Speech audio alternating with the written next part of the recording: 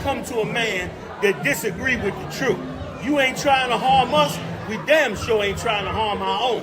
So come to the I.S.U.P.K, sit down in our classes, learn from us, and then you can make your serious decision on what it is that you're supposed to be. And I guarantee you, you're going to realize that it was much more than what you saw on that video, man. Much love to all you warriors learning, growing, and getting ready to bust out into this work. I'll see you soon. Shalom, family.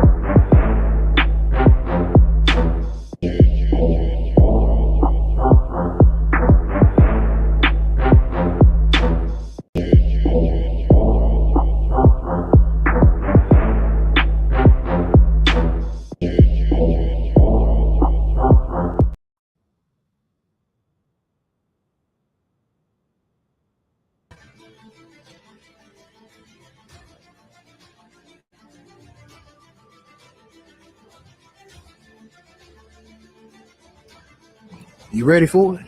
You ready for it? The Lord's 57th annual Passover is going down next year. Give the Lord a hand for that. Damn right. You understand? Damn right. So now what does this mean? Okay, as a team lead, I'm looking for 10 brothers, you understand, who want to step up for the kitchen department to serve the brothers and sisters of Israel, specifically newly raised troopers and newly raised officers of 50. So if you ready and you want to put in this work, make sure you get up with me on Facebook Messenger, man, and give me your details if you want to come down and do this, man. You understand? And with that, shalom.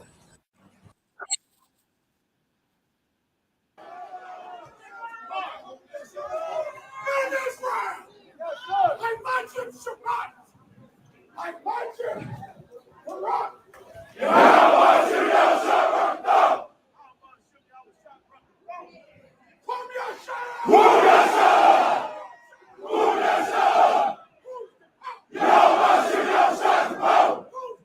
Yo, want you to Shabbat. The Father we fear. The Father we fear. Yahusha. Yahusha. Yahusha. What's your name?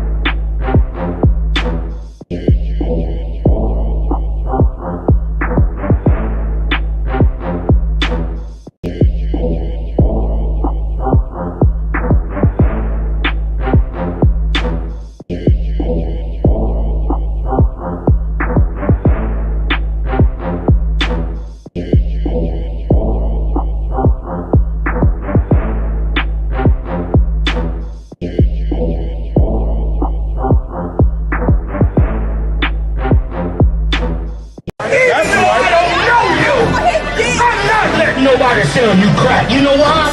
Because I never saw you before. But you a black man like me. That's right. And it's worth something. This is BLACKWATCH with Commanding General YAHANNA, the only man to lead blacks, Latinos, and Native Americans. God made man on this earth. The white man he make man. God made man. God wants man to obey him. Bringing you real news. You don't need a black man in the White House. You need a black man in every black house. For many years, there's a lot of black people who didn't realize how deep the racism of white America was. You ain't gonna do nothing unless you decide where you gonna stand at with the Most High. This station is now the ultimate power in the universe. Righteous solutions to issues plaguing our nation. Boy, you better wake up and see the power that is within blacks, Latinos, and Native Indians. Join us every Monday from 9 to 11 p.m. BLACKWATCH.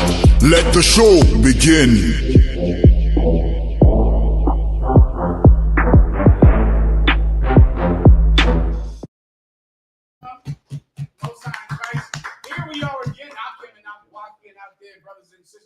We're here, stand by for Commanding General YAHANNA. We're going to tell you the truth about the stories of this week. All of the amazing things that you've seen this week, the things that you've wondered about, the things that you wanted to know. What is God's point of view on this story, on this video? We're going to discuss it here tonight. Stand by for Commanding General YAHANNA. For now, we're here with General Mayak. He's coming. Give him a hand. General Hazayan, Officer Marah, Officer Yediah, Officer Ibad, Officer Matamyad. We're getting it on in here tonight. We're going to tell you the truth. Let's go into it, Officer Marah. I'm ready when you are.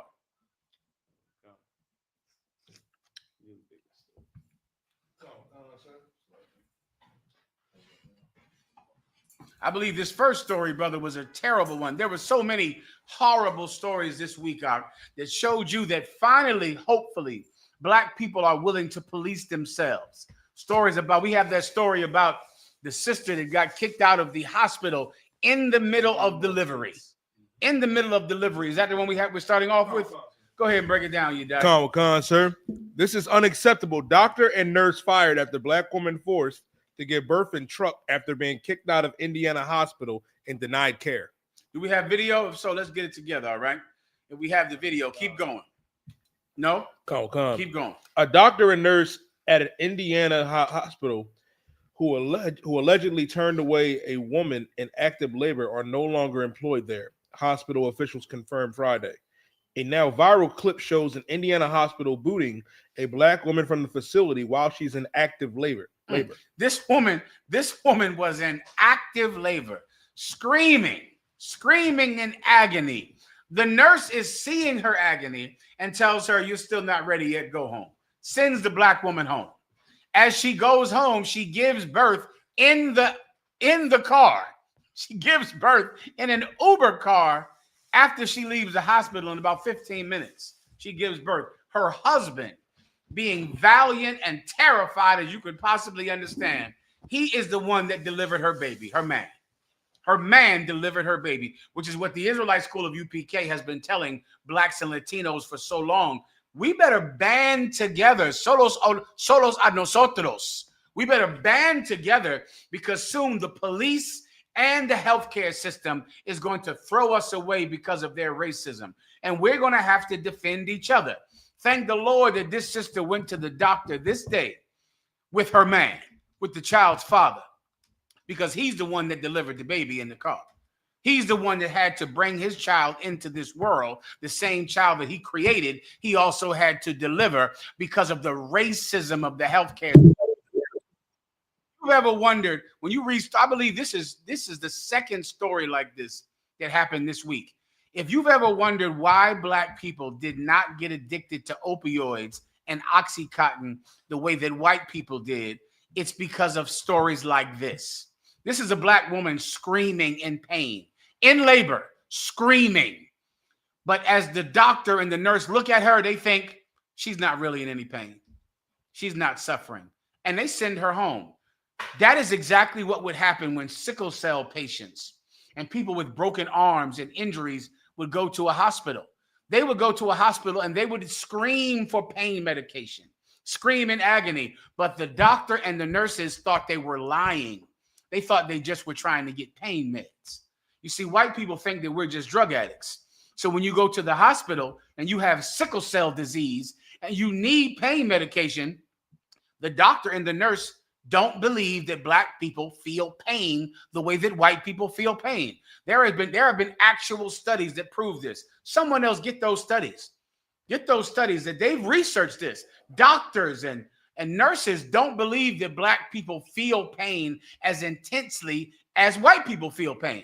So when black people would go to the hospital with a legitimate need for pain meds, they would never receive it.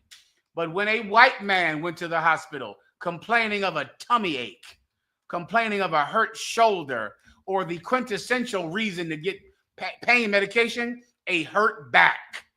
When a white man said, my back is hurting, they would give him all the pain medication he wanted. So what happened over time? Black people never developed the kind of addiction to opioids that white people absolutely were suffering from, because doctors would never give us access to the pain meds because they never believed that we felt pain the way that they feel pain. And these are actual medical studies. Do you have any yet? Yes, sir, I do. Please. And I had the video as well. Please play the video and then do the study. Kind of one kind. Daughter's being kicked out of his hospital and she's in active labor. This is video the family posted to Facebook showing Mercedes Wells being pushed down the hallway of a Crown Point hospital in a wheelchair.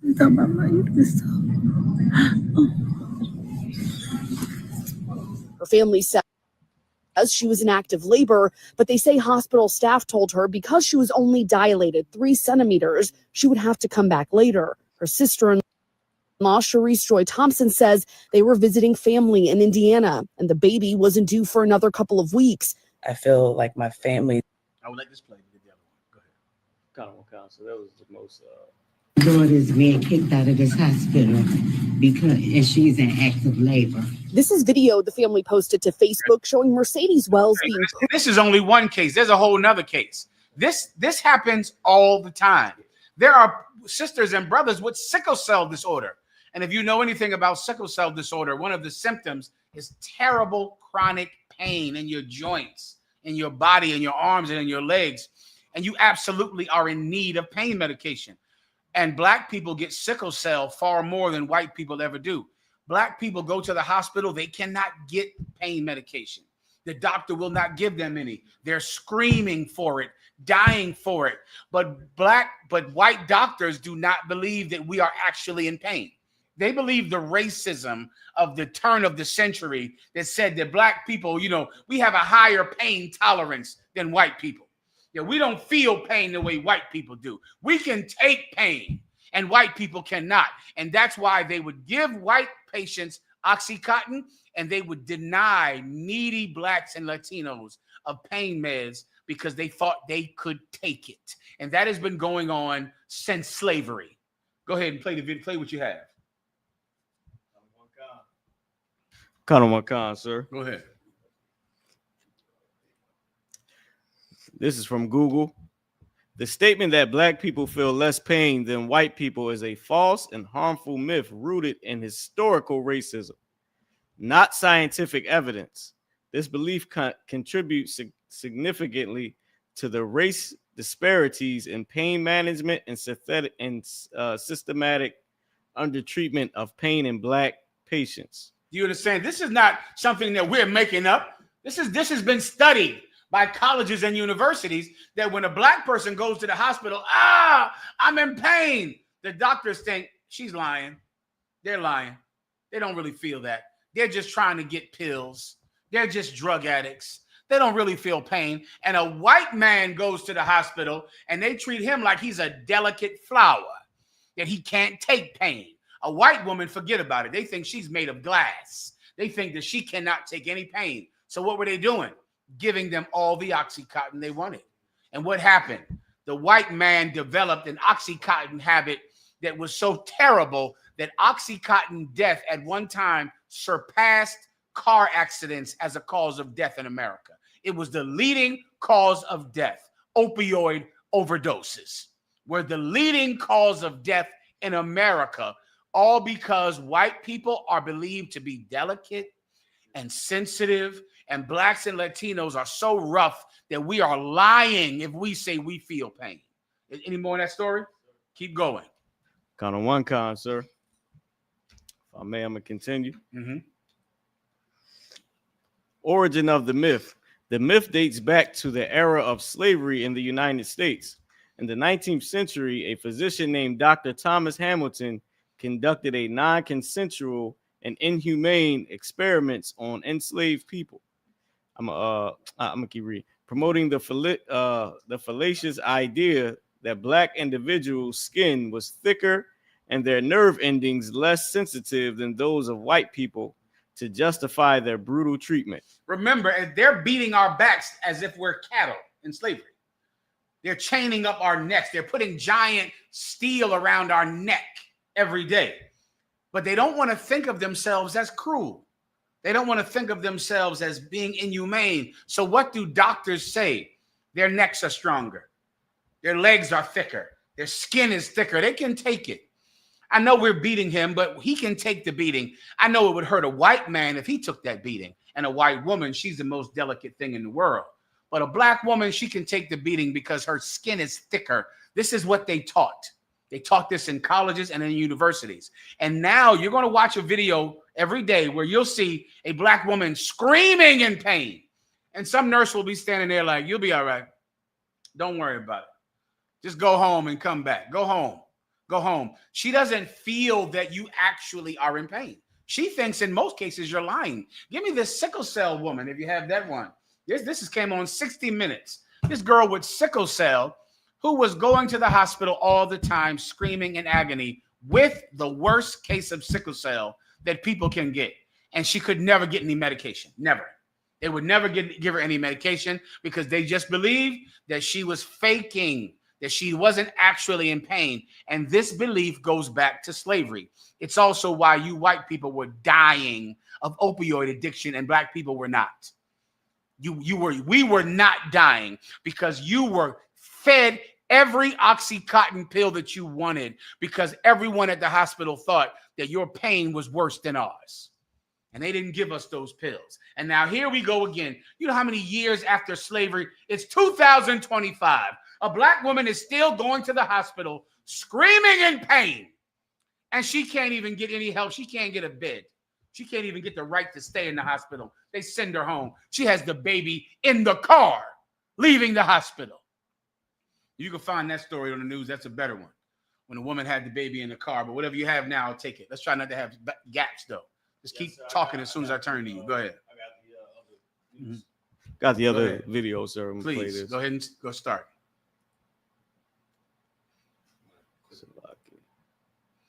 Can they hear it? Oh, it's me. Three. This is your third pregnancy? Yes. You have 2 babies. It's in my ass. You have 2 babies at home. Who's your doctor? Lang is her doctor.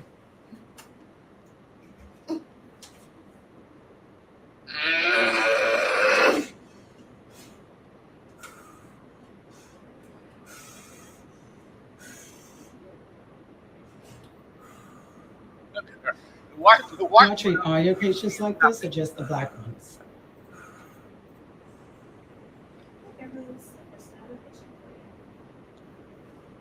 Last name is Jones. She's G3P2. That's enough. Well, to go back to the study, is there anything else in the study? Got on one con, sir. Go ahead. Someone else find the 60 Minutes video with the sickle cell sister. Go ahead. Got on one con, sir.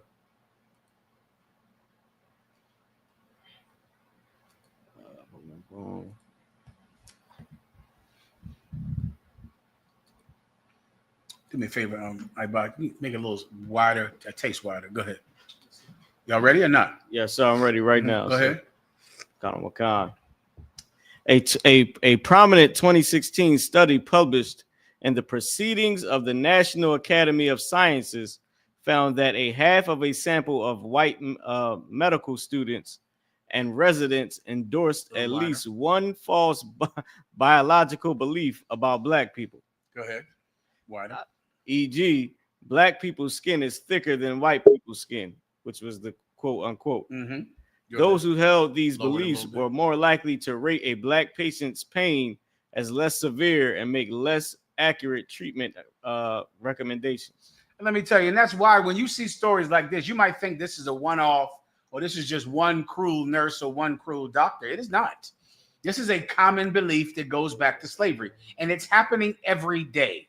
It's happening all of the time, because they don't believe that we're human. They think that we're like animals, beasts made for burdens, made for labor. And because of it, our pain is ignored because they are the cruel people of this planet Earth.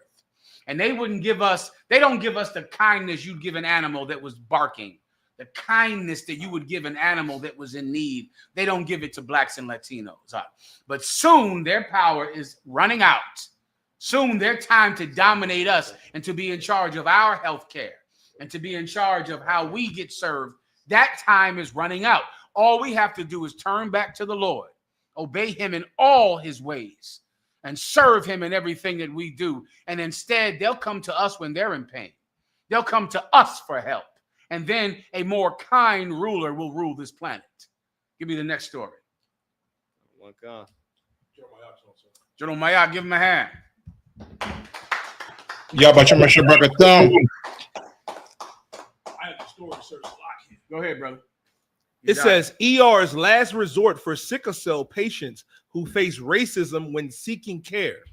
Now, sickle cell is a disorder that, chronic pain is the major symptom of sickle cell. It was a time if you had sickle cell, you were dead by the time you were 16. It was like diabetes. You just died at 16 years old. You died at 20 years old. Now, because of the Most High God blessing us with scientific advancements, now you can have a longer life with sickle cell, and in many cases be triumphant over it. But it comes with chronic pain in most cases. And this is what sickle cell patients, if they're black and Hispanic, have been going through for all of their lives. Keep going. Co-concert, before Serena Thompson seeks treatment in a hospital emergency department for excruciating pain brought on by her sickle cell disease, she does something many people would never consider in the middle of a health emergency. She puts on a nice set of clothes and brushes her hair, hoping that her tidy appearance will ensure staff will take her seriously. Maya, did you hear what this woman that they just said? This woman, she has sickle cell, and she has to go to the hospital to get transfusions, to get pain medication injected into her arm. She has to go. But before she goes, she gets dressed up like she's going to a job interview.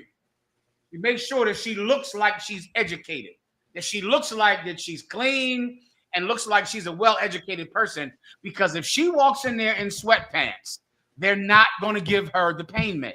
So she makes sure to dress up and to look professional before she goes to the emergency room. That's what black people and Latinos have been going through here. And you wonder why God is angry with you. Right. That's what we've been going through. I watch people all week look at the women who are demanding for the Epstein files to be released. They're sitting on the steps of the Congress demanding that the Epstein files be released. And they fight, and they can't even get the Congress to read a piece of paper.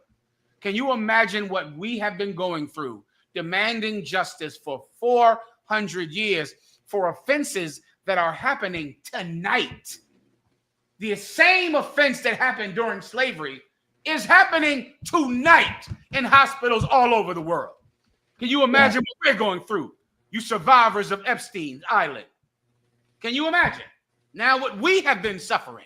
Now you see, right? You see how hard it is to get rich white men to be accountable for anything that they've done. Now you understand a taste of what we might be going through as we look for kindness from a people that think that we are animals because it makes them money if we're animals. Come. Hey, General. Yediah, do we have the story? There's another story about a woman who was in labor at the hospital, in labor, and they sent their ass home. Said she wasn't dilated enough, even though the baby's head was right there. Do we have that story, Yedaya? Say again? That was the first one we played, the one you Oh, described. okay, no problem. I missed the slide. First one. That was Check hard. this one out, Maya. Go ahead, play it. Play it, Maral. Yedaya.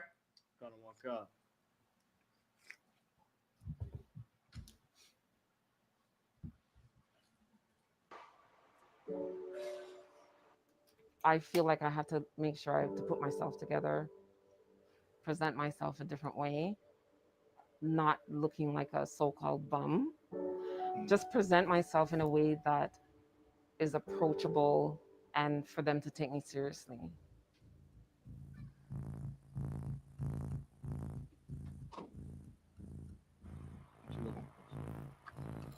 Some people describe it as, getting stabbed, electric shock, can't function, can't talk. It's very scary. It almost feels like you're in a dark hole where nobody can reach out to you and help you.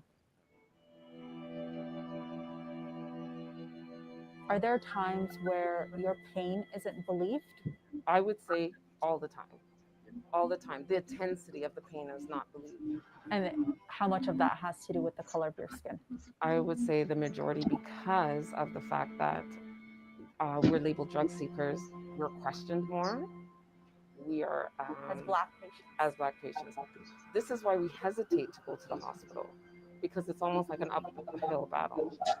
If anyone else is experiencing this amount of pain, they would just go to the hospital, go to the ER.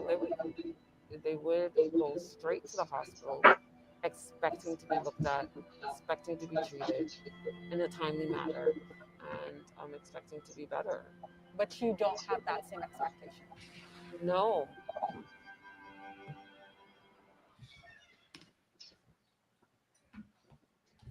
I think that's it. That's it, Maral. I saw this story. I wanted to cry for this girl. I wanted to flat out cry for this girl because we saw that video this week of two black women. They go to the hospital. They're screaming in labor pains, and there is no compassion from the healthcare professionals whose job it is to help them. They send them straight home. They have the baby in the Uber ride on the way home. SHALAM. They have the baby in the car, Maral. They have the baby in the car because the people whose job it is to have compassion on you, they believe that's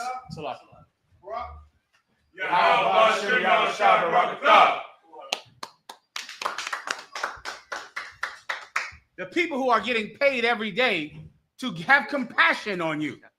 They don't believe you're feeling any pain. They look at you, you're not ready yet, go home. You have the baby in the goddamn Uber ride home. You have the car and you have the baby in the car home. That baby could have died simply because white people don't believe we feel pain.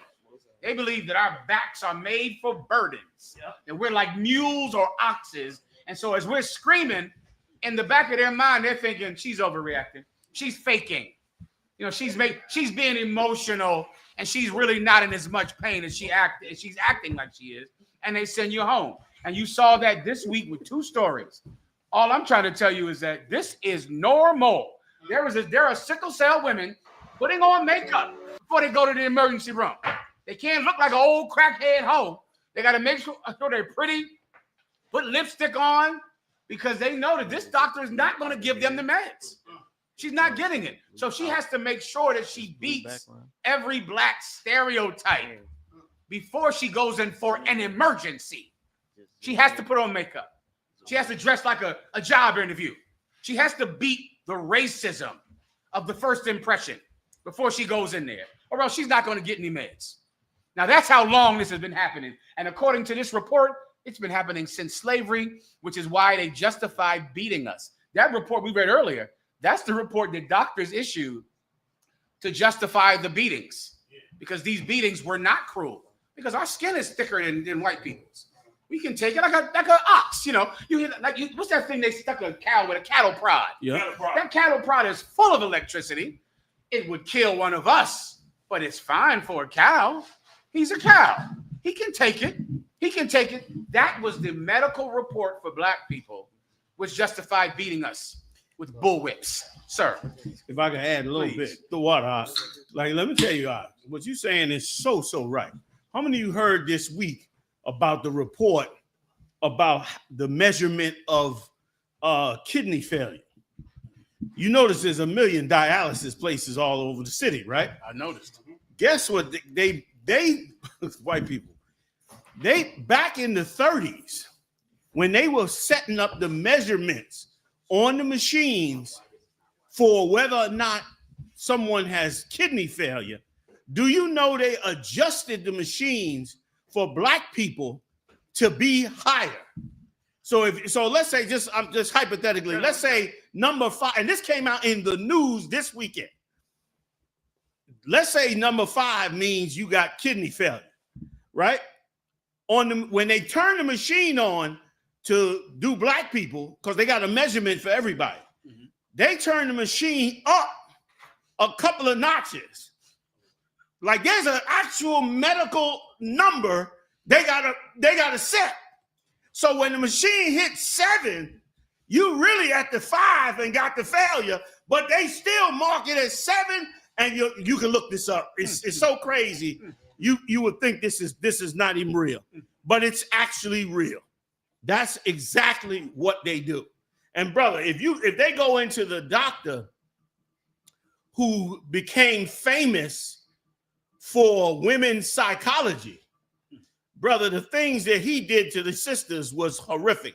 He took slaves out, strapped them down, removed organs from them, did all kinds of, we've been through every manner of torture available. And now they still have the same measurements that they had back then. So you go in the hospital, brother, a white man go in and they say, when you fill out the thing, they lower the number for him.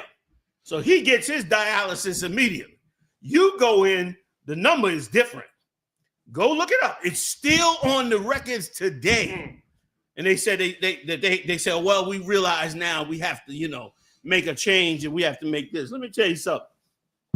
We were never, ever, and no nation is supposed to do this. Once again, all you got to do is look at the world and you know that the Lord was right. That whole philosophy of telling us everybody should love together and be together. We are the world. All that bullshit. Every nation got to look out for itself. And the problem is the Lord's nation, you are the one nation that will not look out for yourself. You will not look out for one another. You turning on, you eating the propaganda if you don't know it or not. If you turning on all them fight videos with bitches fighting in the street and all that, you are hyping the algorithm to push more of that garbage out. And they pushing that garbage out because they want us to be watching it. They want us watching that fight and that chaos so that you'll come out your calm house and you'll keep that chaos going. They doing so much evil, like you brought out. Them white girls are sitting, you work a job and you sit there and you know how you have one of them days and you be like, damn, man, I'm sick of this place today. I want to go home. Them white people be sitting in there saying, man, I'm sick of these niggas, man. I want to get the hell up out of here. And did you bring out the serial killer? Uh-huh. Marat, was you the one talking with me about the serial killers? I'm not sure, sir. Okay, about the females, white serial killers? Oh, I got the hip y'all to this. I forget who I was speaking with. So whoever was speaking to me, man, please let us know. Did we get Yatazar? Yes, sir. Okay, I'm coming whenever you're ready. All right. Let me just tell y'all this. Do you know we had the statistics looked up for white female serial killers?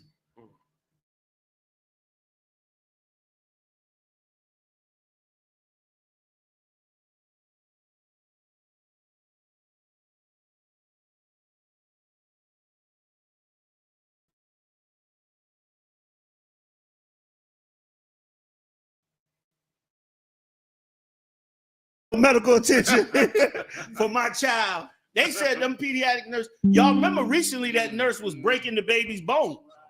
They said them pediatric white nurses be killing them babies all the time. They said she is the #1 serial killer, putting air inside the lines when you get an IV. and all that. That's why, listen, they run it. You know how they come in the room and just start ready to put something in here?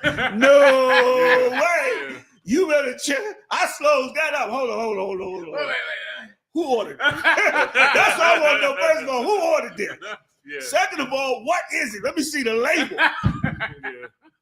Then I might let you. Muhammad over here. Listen, I'm reformed, all right? I'm telling you. Do what you want. My agent for the white man, I had to get reformed. I had to bring me out of the Cold War. I had to get out the Cold War. Commander General Yohanna with the robe on, walking down the street. with the hospital gown on in the parking lot.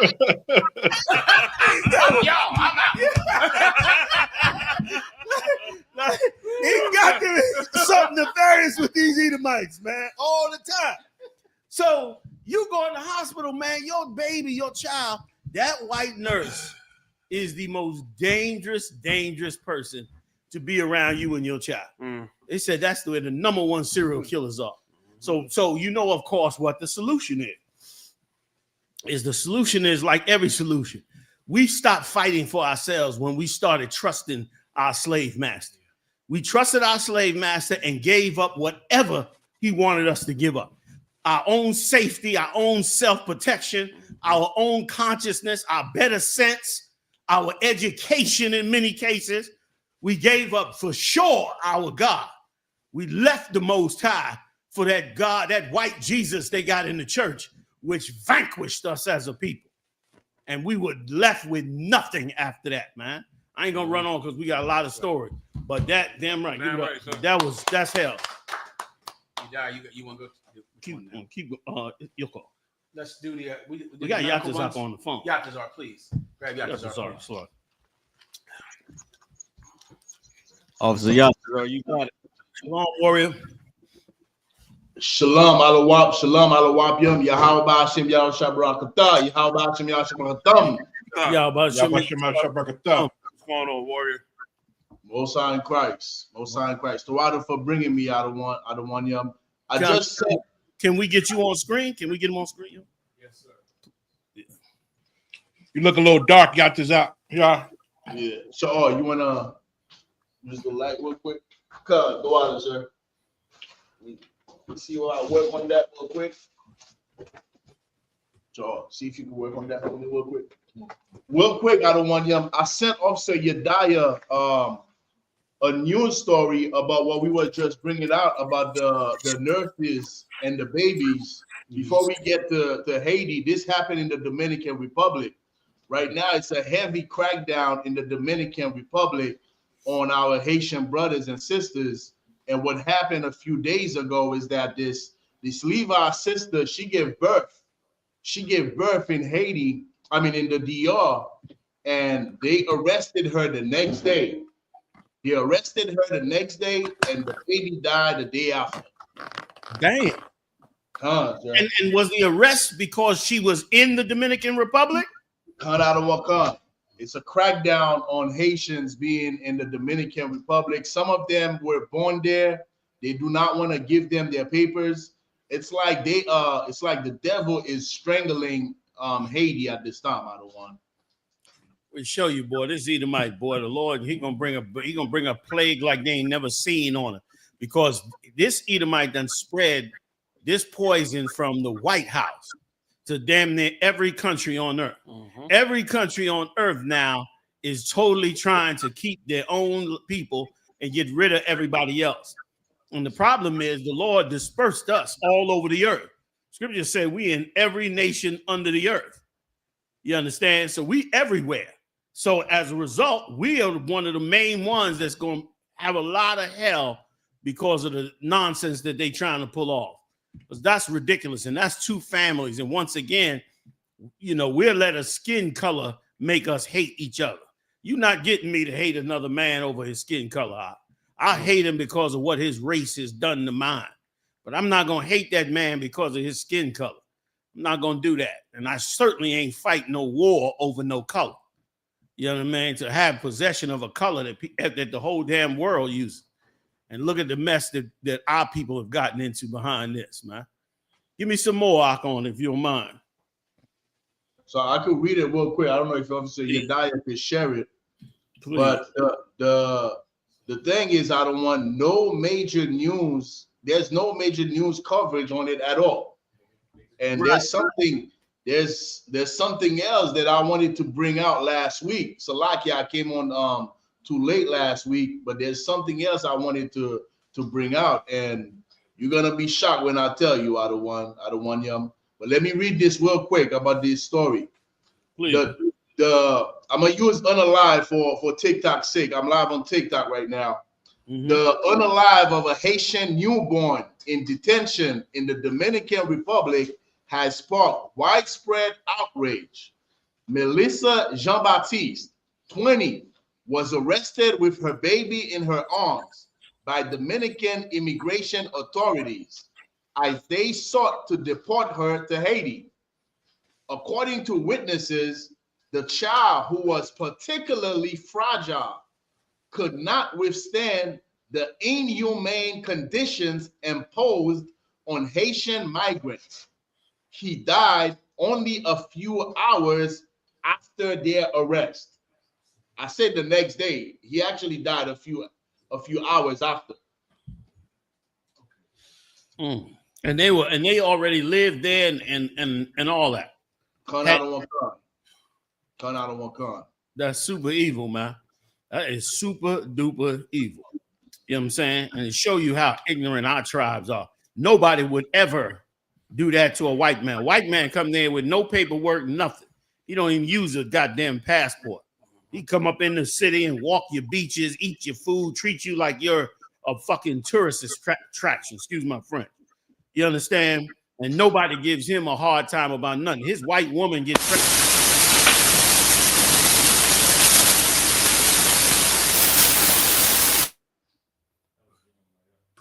Oh, okay. We back? Okay. Like his woman get pregnant and go into labor out there. They not putting her in the detention center. Right. Her or her baby. Like they have truly lived good on this earth. And that's why when the Lord set up the kingdom of heaven out, there will be no guilt. There will be no guilt for us enjoying all the splendor. We will have no guilt for being treated better than they're being treated. Meaning the other, in this case, and those Israelites who don't get the seats that you get in the kingdom. Like you ain't gonna have no guilt because of the crown that you wear in the kingdom of heaven, because you'll be the one that'll turn down the opportunity to do something this cruel and evil to one of the tribes. We so easily programmed, man. You understand? You easily programmed. I grew up in the Bronx, man, with some real killers, man. I mean, some real diabolical killer. To this day, my people tell me, don't go up to the same projects I grew up in.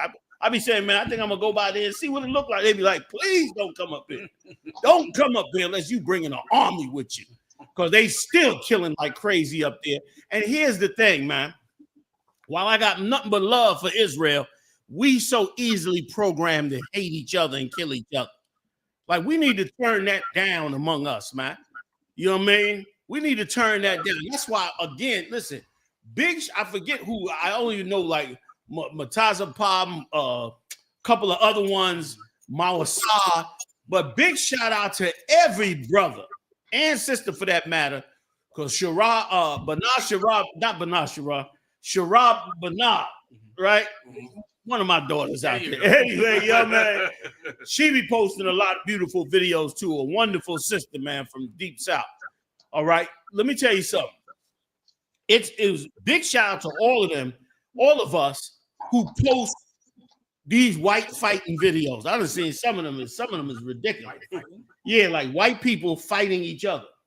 Like the brothers and sisters been posting those like as a pushback for all the black videos. They coming with black fatigue. They calling it white fatigue, where you get one of them videos with them fighting, you put it on, and then you call it white fatigue to say, look, there's plenty of y'all killing and fighting, and I mean, they be getting horrific with David. They fighting the cops. Yeah. I mean, one of them was whooping the cop, beating the piss out this cop, and he's saying he's trying to get my gun.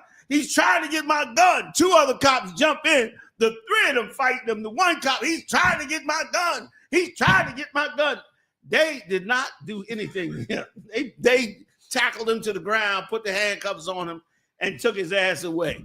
If he was black, they'd have walked right up to him and cracked that pistol in his brain. They would have went right there and tried to put him to death on the spot. So my point is, brothers is pushing back with that because that's psychological warfare, man. Push all these videos of us fighting each other back and forth so it can look like, you know, we wilding out in these streets when black people is in the damn house. Right. Black people ain't even trying to be in these streets with ICE running up and down and all of the other lunatic cops and what they doing, but they want you to believe that that's what we doing.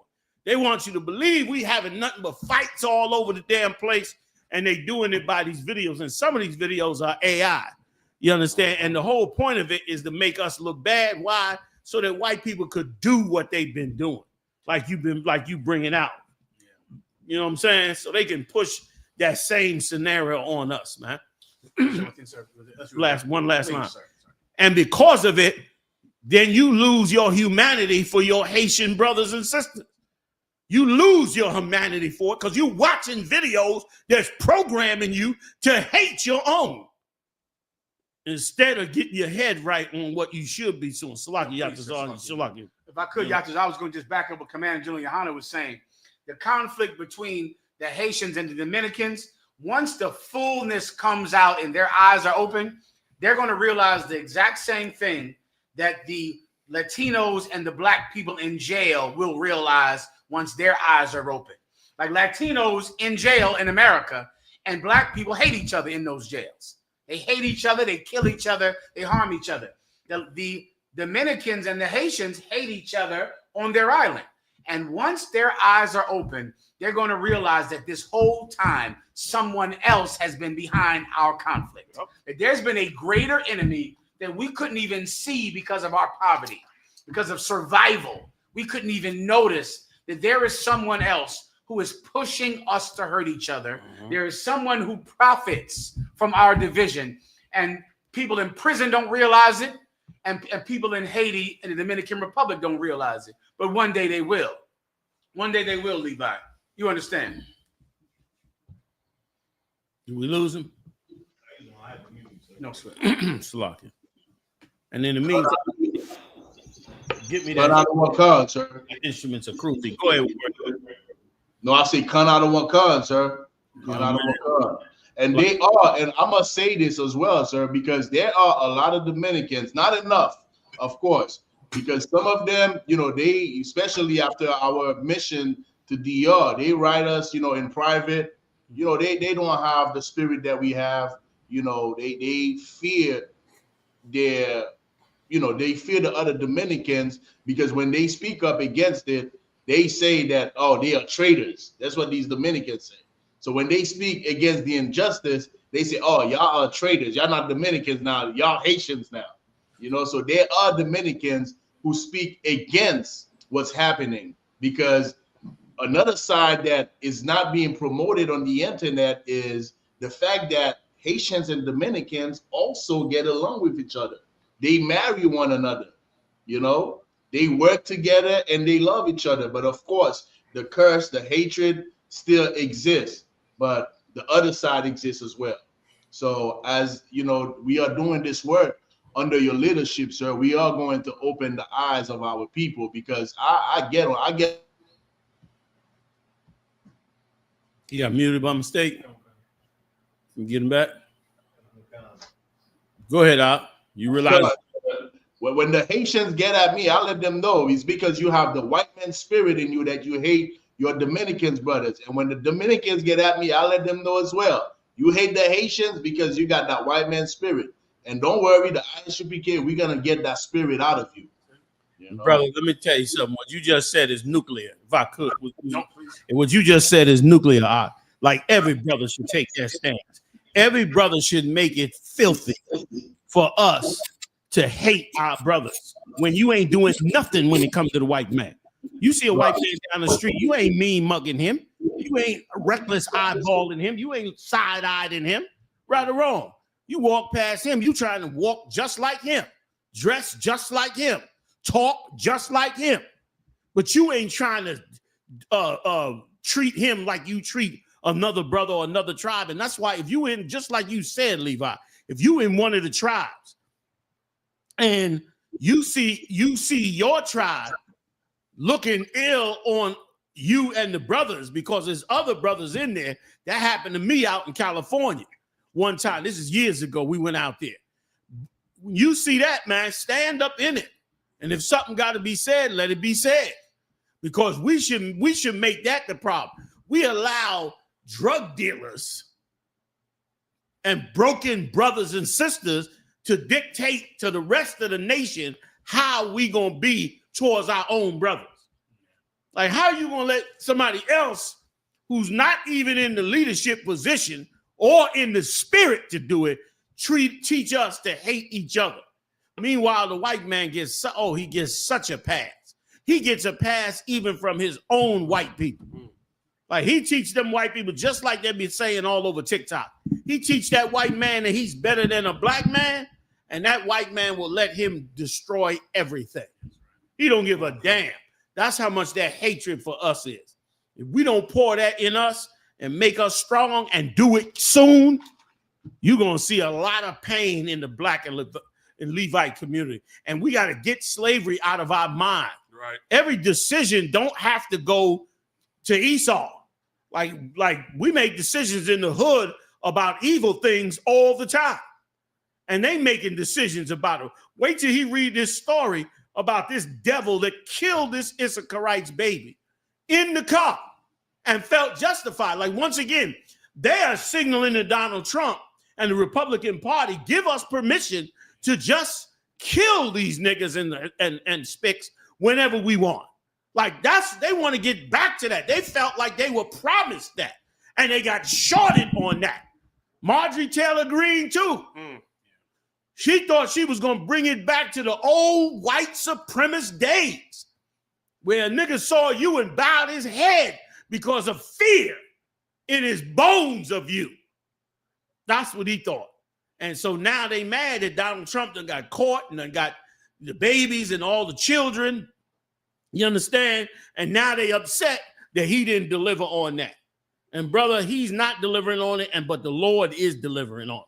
And let me tell you something, in the kingdom of heaven, you're going to own the soul of a white man.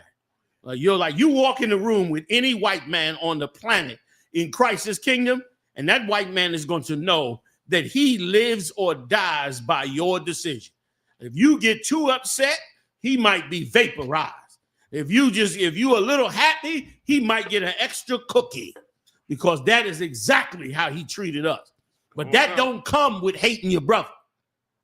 You don't get that. You don't get that. That don't come with that. That come with you coming together with your brother, not for power. That's another thing. A lot of you think we calling for us to come together for carnal power. We calling for us to come together because Christ commanded it. That's right. Christ commanded it, not for power. Our power is going to come on from on high. Christ said, wait on me. Wait until you receive power from on high. That power is coming from on high. And it is beyond anything that these white people have ever believed that they've developed. They think they've developed all kinds of greatness. It's nothing compared to what the Lord got coming for you. And you can't stop the minds of the people to turn this thing into the third world's war. You think you can. You think you can mess with the minds of people and control how this goes. You can't control this.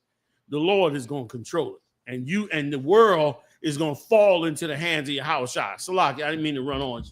Please. Salaki. Go ahead, Yatazar. Salaki. Khan out of one, Khan, sir. Khan out of one, Khan out of one. I wanted to, last week, there's a story that happened. I wanted to talk about it. So I don't know if Officer Yedaya can play the video, sir. Tell me it's that story with the two Edomites that wanted to take over the island. Oh man, cuz, sir. And like you just said, you just said it, sir. They don't want to, they want to go to the old ways, sir. These two Edomites, they don't want to be diplomatic. They're trying to be Christopher Columbus out of one. They don't want to be diplomatic about it. They felt like, and it's so ironic because they were recruiting men from Washington, D.C. And I remember General Muhammad brought this out a while back, that a lot of white people that left the army that are fed up with America, they go to D.C. specifically when they want to be homeless in D.C. because they're not giving a handout. They go to D.C. So a lot of these homeless, General Muhammad brought it out under your leadership, sir. A lot of these homeless in D.C., they are former veterans, former, ex-military.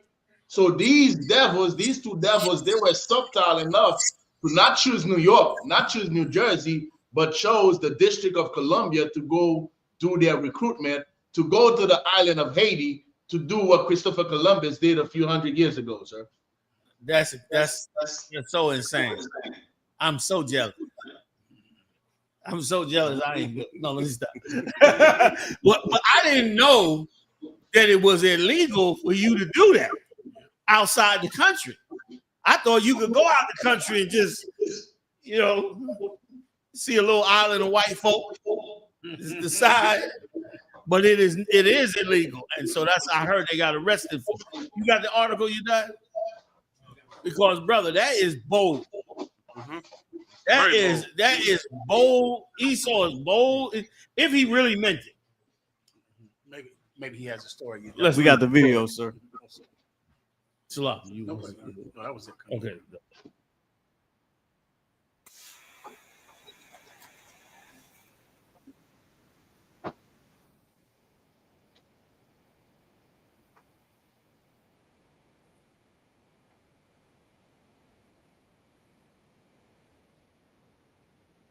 And also, I want you, while the video is getting ready, and this shows you also, sir, can I be heard?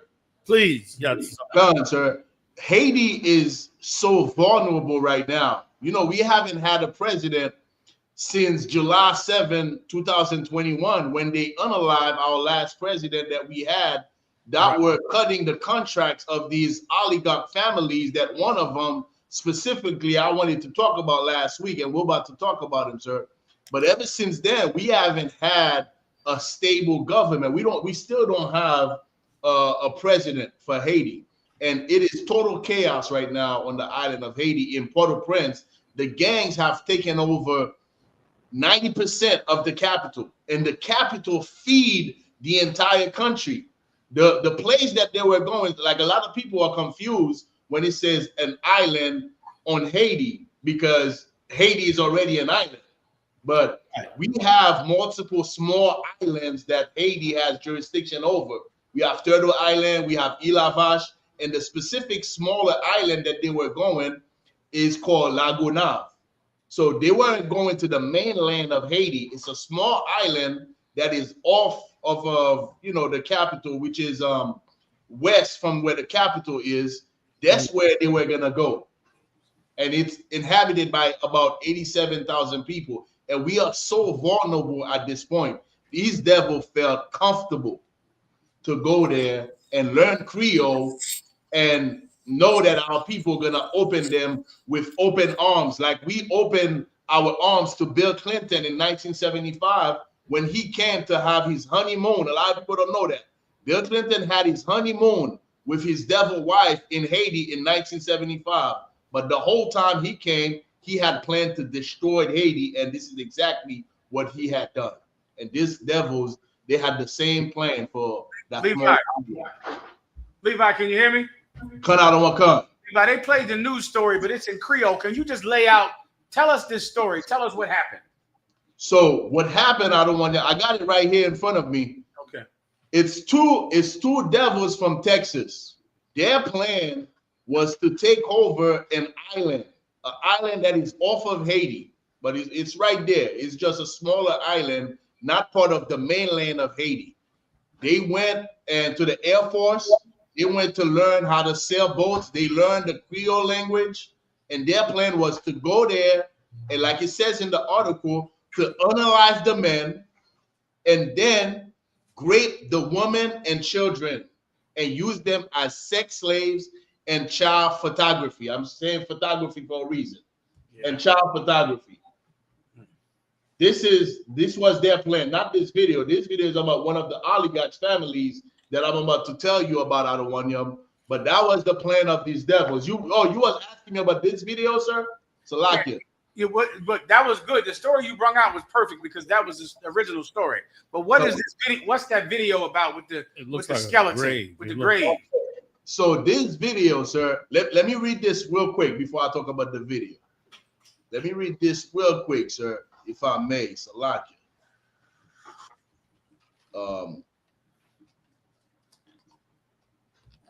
There is a oligarch in Haiti, one of the richest people in Haiti, and Salakia, I gotta get this, sir, before I said it. Salakia, I don't want them. I just had it, I lost it. There you go. His name is Andre I.S.U.P.K, right? I'm gonna read about him briefly, and then I'm gonna explain the video. Okay. Andre I.S.U.P.K Jr. He is a businessman in Haiti, known for leading the Group 184, a coalition which forced Jean-Bertrand Aristide from power in 2004. Jean-Bertrand Aristide, he was the president in 2004 in Haiti. Through a coup d'etat, and this is the exact word that is used in that article about the two devils. They wanted to give that island a coup d'etat. But Andre I.S.U.P.K, he forced Jean-Bertrand Aristide from power in 2004 through a coup d'etat in collaboration with the United States. According to Guy Philippe, I.S.U.P.K and other businessmen financed and met with Philippe and other leaders of the paramilitaries which took up arms to overthrow Aristide. I.S.U.P.K is the head of Alpha Industries, one of the largest assembly factories in Haiti, as well as a member of both Initiative de la Société Civile. So now, this man out of Wanyam, he is one of the richest so-called Haitians in Haiti, but he is from Lebanon. His parents are from Lebanon. They've been to Haiti for a few generations. The video that you are looking at, something went bad. This is from one of the gang members called L'amour sans jour. L'amour sans jour literally means death without a date. Death without a date. What he did out of Wanyam, he recorded, he went through a field that is Andre I.S.U.P.K property where he's at right now. And he recorded multiple holes that had skeletons in them. And he said, he accused them of being involved in organ trafficking. Also producing cocaine in Haiti, and also raising marijuana in Haiti, which is illegal. So this is an accusation that was made by these gang leaders in Haiti. And they had the video evidence to show allegedly that crack cocaine is being made in Haiti in a laboratory, in the property of Andre I.S.U.P.K, and also marijuana, and also they show the skeletons. You could see human skeletons. You could see cranes. Yeah. You could see human skeleton in these holes, but no media, no major news coverage about this story. I don't want you. None whatsoever. This is what's going on right now on the island of Haiti, sir. It is total chaos, and nobody want to talk about it. And also, let me say this real quick. I don't want them Salakia. Once this happened, so many people that the Haitian community listen to, influencers and independent journalists, so many of them came online to speak against, not to talk about the accusation of the drug trafficking, you know, the organ trafficking, but to speak against, you know, the gang member. We've been speaking against the gang members forever. But these are serious accusations, because if these bones were in the backyard of a black man in America or any country, an investigation would have been made. And there's nothing going on in Haiti about this. Nothing whatsoever, sir. And I wanted to bring that up so people are aware that like we said a few years back, Haiti is being gentrified, and it's no law and order at all in Haiti, where a person from Lebanon is accused of trafficking organ and nothing is being done about it. So like y'all don't want them for being long-winded. If I could, sir, what Levi is saying is so heavy in that this is the gentrification process. At the end of this, all of this land in Haiti, the white man will buy it for pennies, and then they'll turn it into a vacation spot. I'll give you a place that it just recently happened with. This place had the highest crime rate on the planet. Now it is safer than Canada. What's that place where they build in the prisons and they make everybody? El Salvador, sir. El Salvador had the highest crime on the planet Earth. Right now, El Salvador has less crime than Canada. Right now, it's safer than Canada because there are prisons everywhere and they strip you butt naked. And of course, when you go research who owns the prisons, white Americans, like American oligarchs, people who live in America, American citizens, billionaires from America own all of those prisons, and they've taken over the island. And now it's a paradise for white people to go to on vacation. But the people of the island are stripped butt naked and thrown in jail. And so this is just the process. It happened to Brooklyn, Harlem. It had where Brooklyn at one time, my God, was, a hellhole. Now it's, now the Clintons go there and it's wonderful. But this is that part to make the property values go so low that they can just get it for nothing. And Haiti is getting their turn. They're getting their turn right now. And it's a terrible and sad thing because the people who are being hurt are the chosen people of God. And there's going to be justice, Levi. Don't ever think that what you see happening to your people, don't ever think that there's not justice from God on its way, brother. It's coming. You understand? Cut out of one con. Cut out of one con.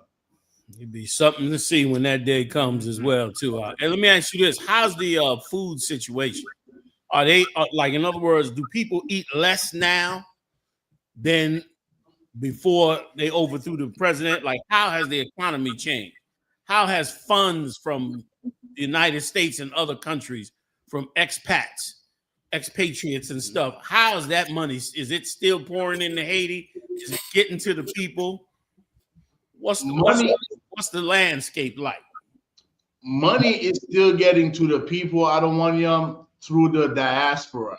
A lot of Levi, and it's been like this for years, but it's like that's especially now because the cost of living to buy food. I mean, food is a luxury in Haiti. I don't want you, to buy bread and to buy rice. It's a luxury in Haiti. So a lot of Levi depend on Haitians from the diaspora. That's who really keeps Haiti alive, is the diaspora. I don't want you. So they're able to give money. If you're a Haitian in the United States, you're able to give money to a Haitian in Haiti, correct? Correct, sir. But you cannot. It was something that was unusual about those expats that they did not allow. You remember what that was? About the what? About expatriates or the diaspora, as you call it. That there was some law in Haiti that those people could not participate in, and it hurt Haiti quite a bit, I heard. I don't know if you remember what it is. Is that old or new? Because recently, I know Donald Trump, it's old. Yes. But go ahead, tell me about what happened with Trump. Well, recently, Donald Trump was talking about increasing. We already have to pay a fee to send money to Haiti.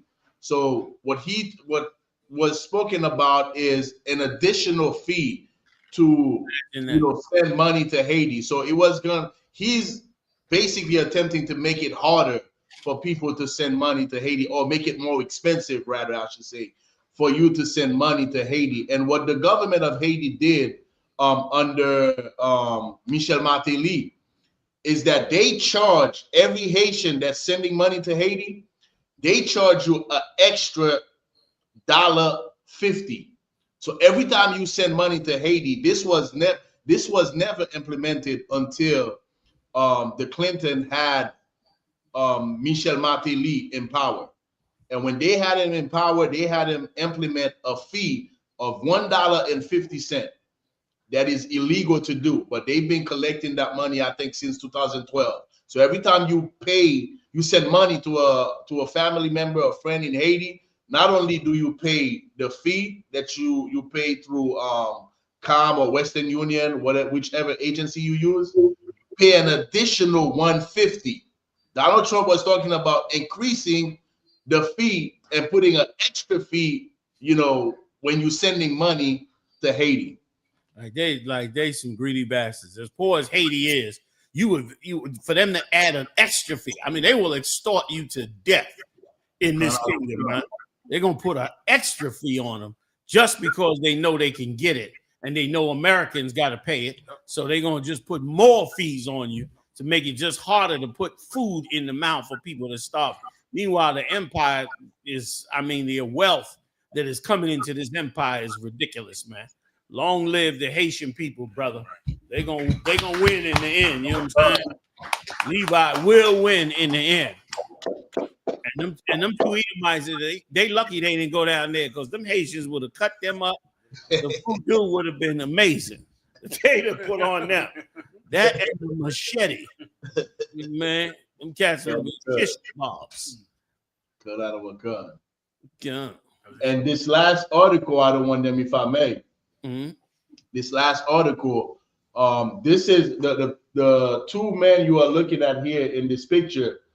On the left is the current president. He is the president of the Transitional Presidential Council. So it's a council that they created temporarily until they can have election to officially have a president in Haiti. So he is the current temporary president of the Transitional Presidential Council.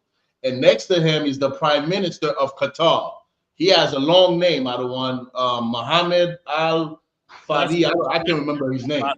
We ain't even concerned with his name.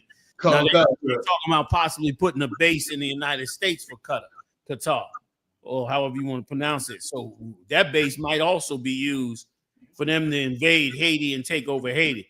And this is such a shame, but it's going to end soon, because it's the Arabs are also playing in with the United States and others for who they're going to enslave. Like, this is basically how they plan on ruling the world in the near future. They just going to cut it up, make us slaves, and try and make sure that the Lord's chosen people never rise to be over the top of this earth again. But it is not going to work against these prophecies. So they trying to cut them a stake in that area as well. So are the Pakistani, the East Indians. East Indians got a big stake in the Caribbean, and they trying to now start with these same type of racist programs to work on the other tribes in Trinidad and other areas. They're gonna try to work on them and crush them down. Everybody wants to enslave the 12 tribes. Nobody wants to let you rule. Now we're gonna find out why Christ is to get this crown. Yes, sir. Why is he to get this rulership? You know what I'm saying? So yeah, our day is coming, Levi. Damn right. So why the fuck coming on now?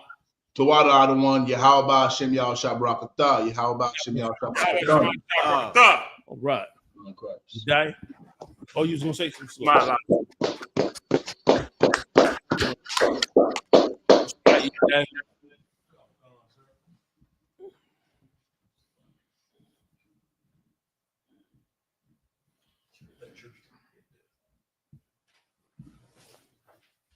Couple cons, there was a recent story that went viral about it. You know what I mean? About the young girl that was in church that was trying to give thanks to her for her stepmother.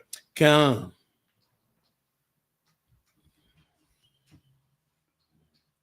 And there's video of it, right? You about to see the soul of a monster. You about to see exactly what the Christian church produces. You about to see what's really sitting inside these sisters after going to church for a good period of time. Like, these churches, through emotions, do something to these sisters that is on another level of evil. All right. Bob, can you do me again? Same thing. Thank you. All right, let's can we play it?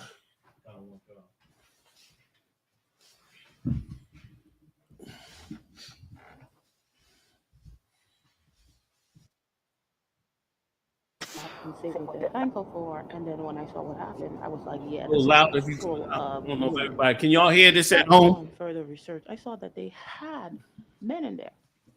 And then that's even worse because that means the women get free reign in that church. Because isn't that the very reason why they have children's Bible book? You know, they have the children's book. They It got has them little girls. pictures, Get me right so on you this. They can got these make little girls children. dressed halfway like little boys. I might need somebody to explain the story to me if somebody saw the video because the broad is talking over it. I can't understand the video. Can we do anything, y'all? You die? Can you read the story? Do you have a story on it? It's only the video? All right, you got to break it down then. You die. The what? Is this the one where they embarrassed the girl in church? Yeah. Carnival Con, sir. Embarrassed little girl? Okay. Carnival Con. The young sister went up there, just to say who she was thankful for. Right. She said she was thankful for her stepmother and her mother, and the pastor was just upset. Full demon came out on both of them. Let's play it for everybody. Then you break it down. You die if you don't mind. What'd you say? You ran into a problem, Mark? We getting a better. Oh, a better version. Okay. The water. In the meantime, you want to go at it? You die. Con, sir. Con. In the clip, as you can see, the sister, just distraught because she's, they asked her to go up there and ask what she's thankful for. She said she was thankful for her stepmother and the pastor and her mother. You know what I mean? It must have struck, strong demons up in them. Yeah, because if I could add to it, from the observation, you could tell that, this was a cruel woman. And this child saw that she was cruel. And then when they asked her, like she's supposed to be sincerely talking about the Lord to speak on it, she was honest and said she wanted to thank her stepmother. Like her stepmother was the one that treated her decently, the father's new wife. And the mother lost Jesus in the church. And the pastor was with her and backed up the whole thing. And I believe, correct me if I'm wrong, you die, I believe that's the pastor with the brown sweat on. Like this is your problem. Like that's who's going to teach you about God. We had a video, sir. Come on, hit me with it. We can go through it right quick.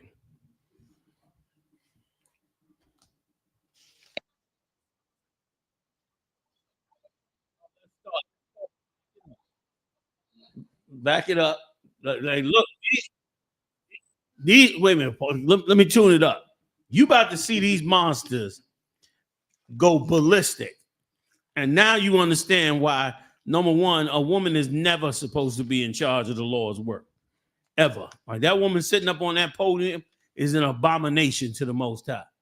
And she doesn't know anything about nothing and has no control over that. And this child is in total crosshairs of this monster that's sitting over her. All right, now play the water.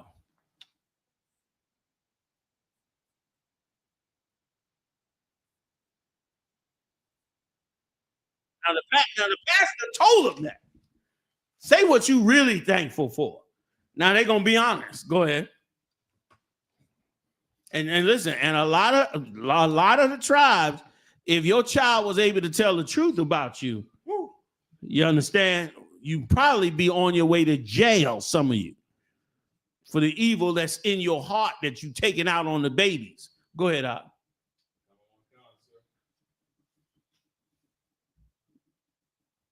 For your friends. I don't want to hear you thankful for your teacher. It's not about that right now. You're going to say what you really thankful for. Thankful for my stepmom because she's, I can't say that. You're gonna get it together. And we're gonna start again. And it ain't gonna be just that. You're gonna get it together. In the name of Jesus. Because I'm done. Listen. But I don't know if everybody here, I ain't got my chat room up open tonight. But the child thanked the stepmother, and the mother, I think that was the mother, right? Yes. Said, oh, we're going to take this home and get this together. And it ain't gonna be what you saying it's gonna be. You got to get the other monster though that came out the back. The one that came out the back like a wildebeest. You have to get that one, or you gonna lose some of the effect of what's really going on here. Go ahead, y'all. I don't know if you can play it from there, but anywhere you can get it at.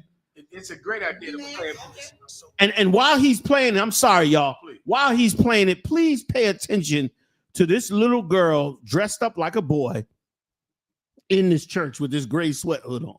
Check it out. Sorry, man. I'm thankful for my stepmom because she listens to me better than my actual mom.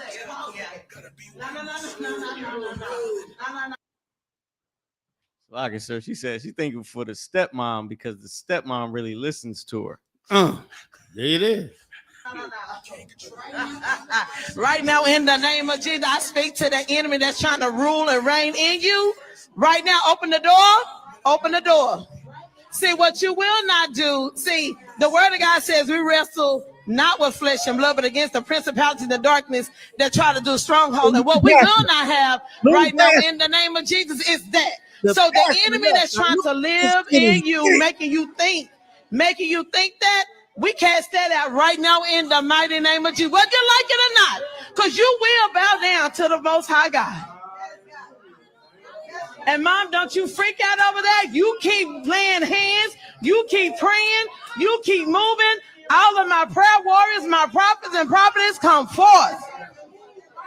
In Jesus' name. Some of you black women are. It's not a run. Hallelujah. Hallelujah. Look, they went into full. They got rid of the other kid. They went into full exorcism mode. Because how dare you like dad's new wife? Woo. You understand? And the oppression on that child. Wait, don't stop there, Mariah. Keep playing it. They took the mic out of her hand. Yes, Yeah. In the name of Jesus. We speak to that. We speak to that spirit that's trying. We apply the blood of Jesus right now over every youth. We apply the blood of Jesus right now. Right now, we apply the blood of Jesus right now of everyone in here and on the line. In Jesus' name. Y'all want me to stop it? I'll stop it if y'all want. Like, go ahead, Mariah. Because, like, right now, this is why church need to be destroyed. Like, nobody should be in church no more. Nobody is, let alone these monsters. Nobody should be in there no more. Go ahead. Y'all want to go a little bit more? I don't know. I don't know if it's a little bit more. I don't know how far they go in on it, but they closing in for the death for the death kill. Go ahead, in the name of Jesus. Mom,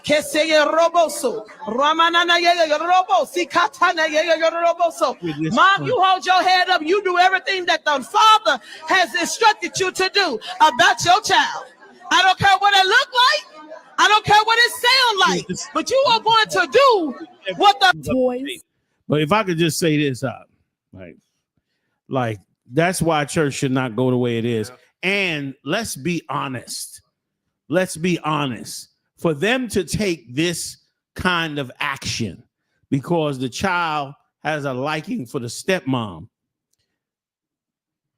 means they got to destroy this brother and everything that goes on with him and his new wife.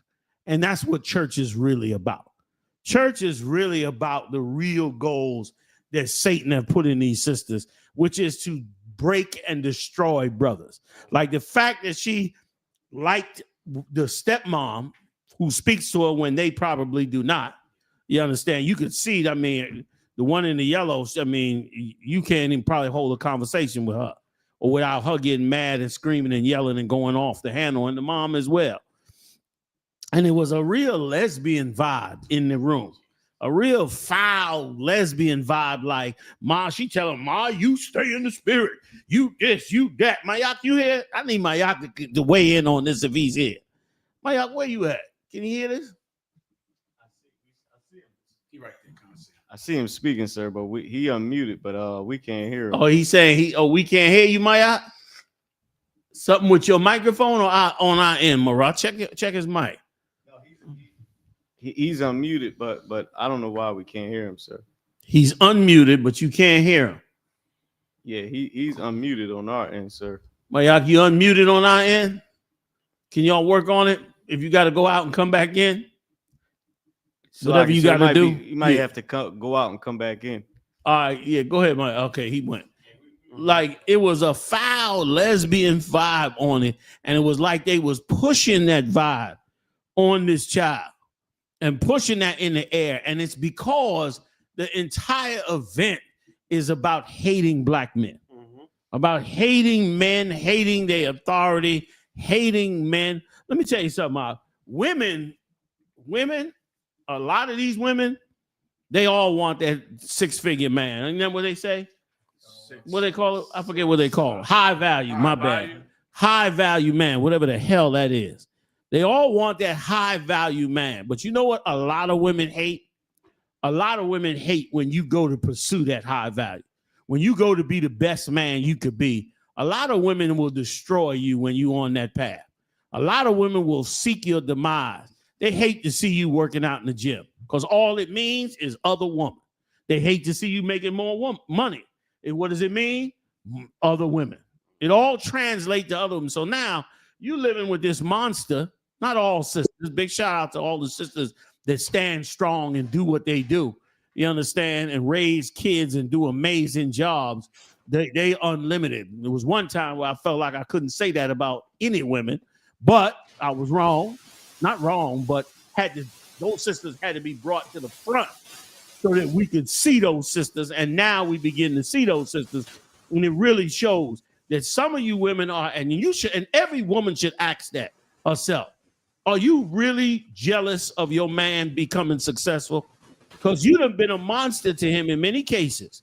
Now, you done threw him out the house. He left, got another woman, taking care of his kids, all that. He wouldn't be able to see that child if he wasn't paying that support or doing whatever he had to do.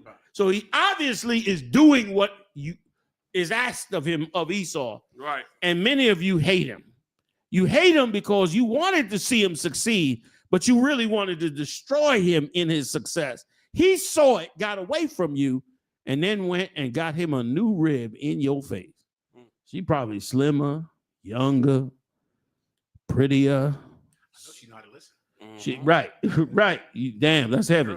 That's what the little girl said. She said that woman knew how to listen to her, which means she listening to the brother too, which is why the brother chose her.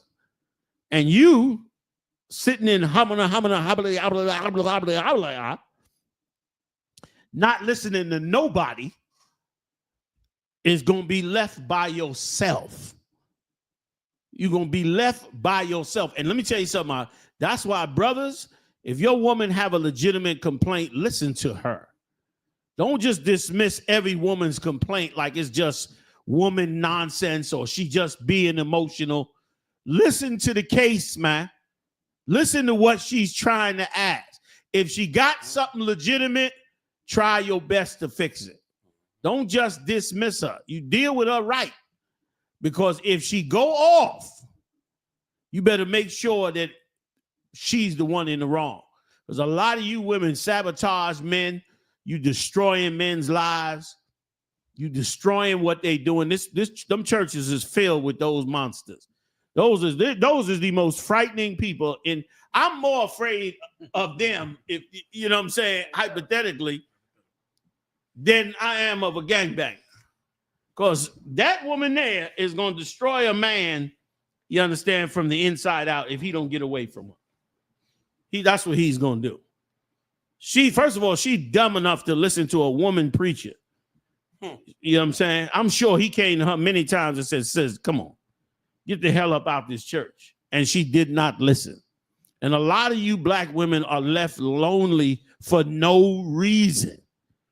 You left lonely for no reason. A lot of you done destroyed good men or tried to, and he saw you and had to kick you to the curb. And it's only in many cases, in the truth, it's only because of the Lord's laws, statutes, and commandments that brothers will stay with you. You know what I'm saying? Because some of you, the brothers would send you on a sailboat.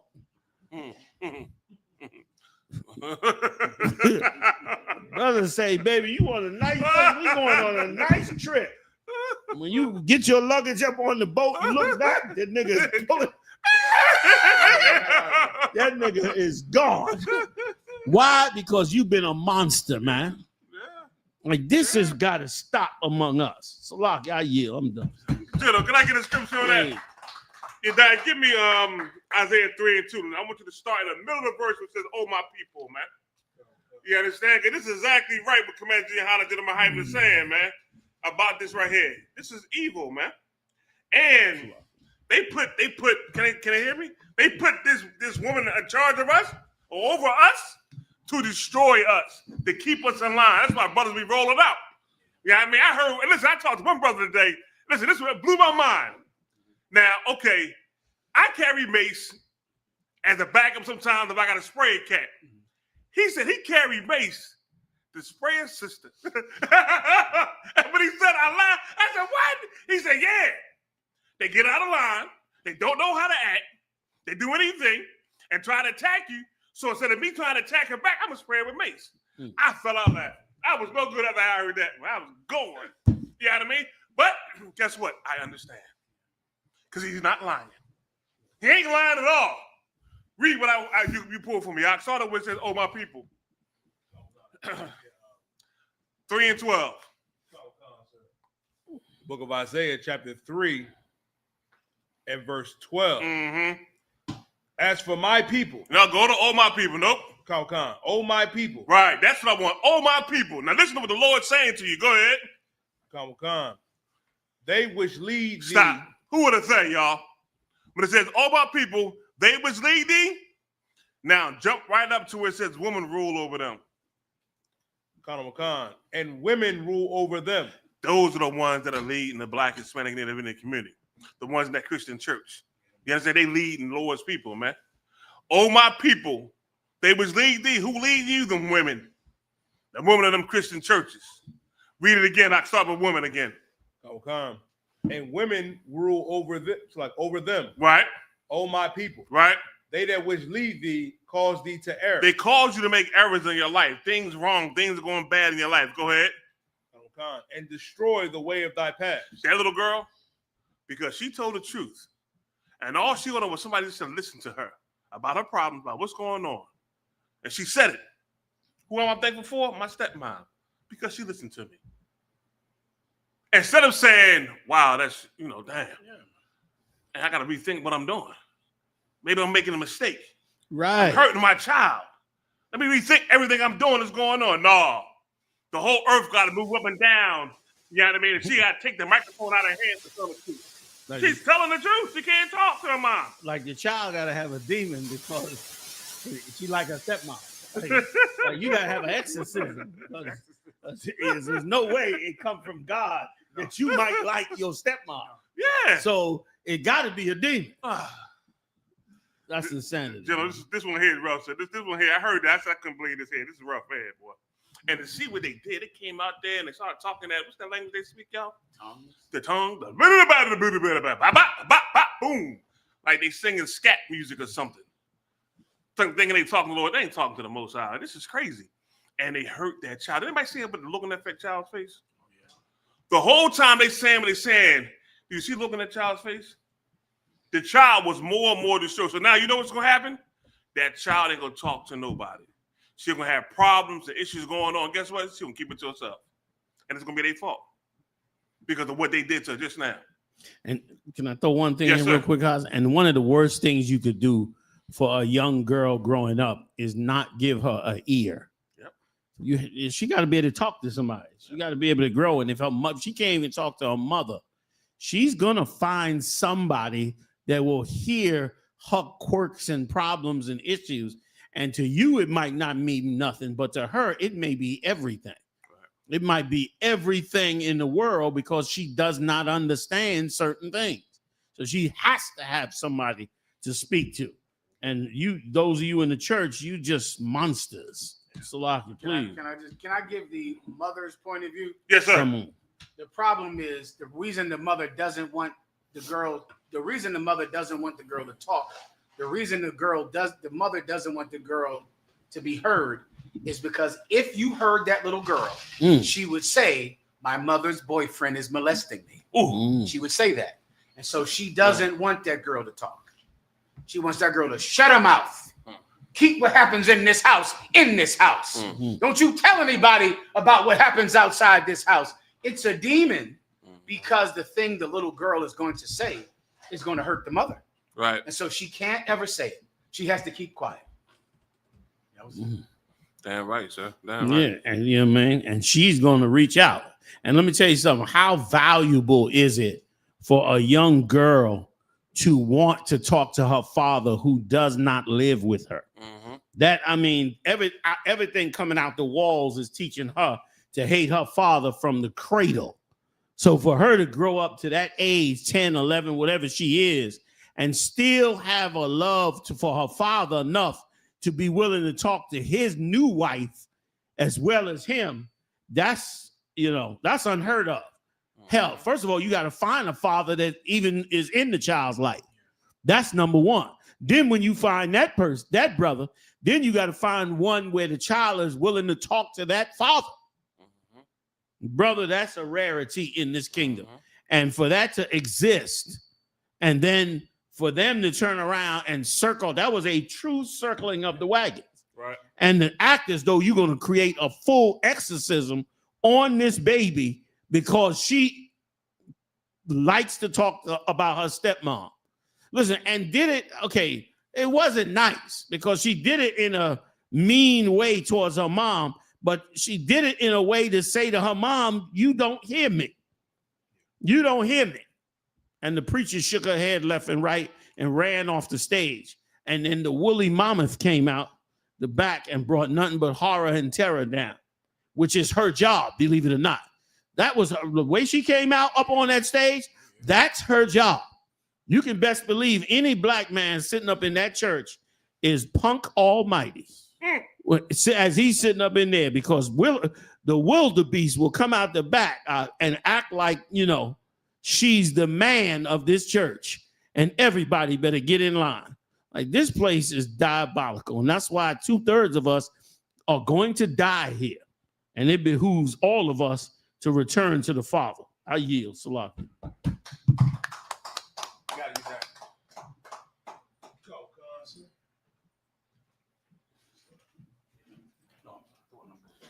Come.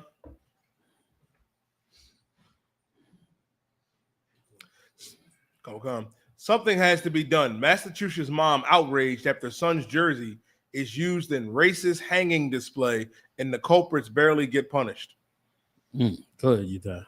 The mother of a black high school student is breaking her silence after her son's athletic jersey was put on a yellow plastic children at play street safety figure, which was hung from a ceiling pipe in the boys' locker room with a belt around his neck.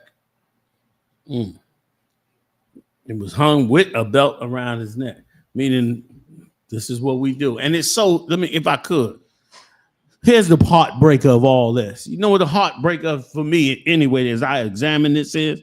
The heartbreaker for me in all this is, this sister is earnestly trying to give her children a better education.